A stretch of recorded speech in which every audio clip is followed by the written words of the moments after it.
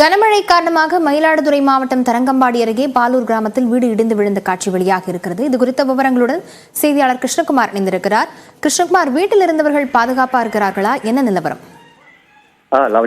மயிலாடுதுறை மாவட்டத்தில் நேற்று அதிகாலை முதல் கனத்த மழை பெய்து வருகிறது.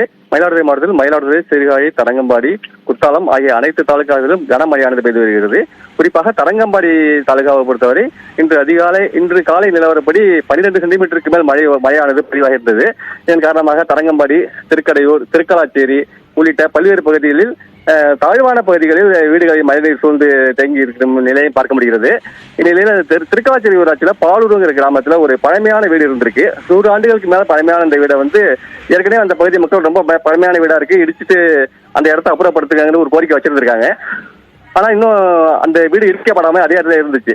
எங்களுக்கு இன்னைக்கு காலையில அந்த மழைநீர் அதிகமா சூழ்ந்ததன் காரணமா அந்த வீடு இடிஞ்சு விழுற ஒரு பரபரப்பான ஒரு வீடியோ காட்சி தற்போது வெளியே இருக்கு.